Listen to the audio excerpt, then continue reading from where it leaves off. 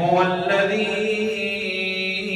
بعث في الأميين رسولا منهم يتلو عليهم آياته ويزكيهم ويعلمهم الكتاب والحكمة.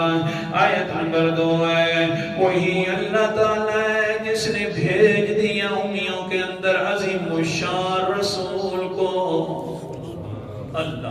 اللہ جی عظیم الشان رسول جو بھیجا ہے نوریوں میں سے بھیجا ہوگا تاکہ نور ہو جائے. وہ اللہ فرماتے ہیں نا وہ انسان اگر میں نوری فرشتوں میں سے رسول بھیجتا تو فخر فرشتے کرتے کہ ہم میں سے بڑا اونچا رسول آ گیا ہے. وہ بولا انسان منہم تم میں سے ہی بھیجا ہے انہی میں سے بھیجا ہے تاکہ تم خود فخر کرو کہ ہمارے میں سے اونچا پیغمبر رسول محترم ہے.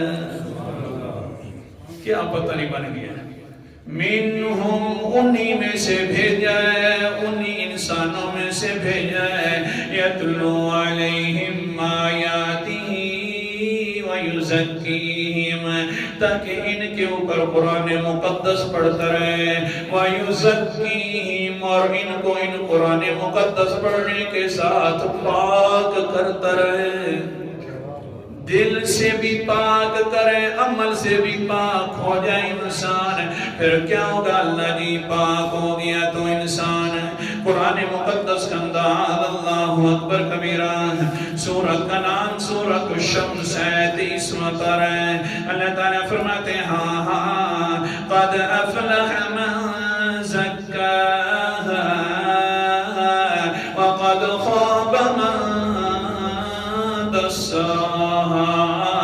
آیت نمبر 10 ہے پکی بات ہے کامیاب ہو گیا وہ انسان جس نے اپنے آپ کو پاک کر دیا عمل بھی نیک کرتا رہا دل کے اعتبار سے عقیدہ بھی بڑا صاف تھا لا الہ الا اللہ والا عقیدہ تھا.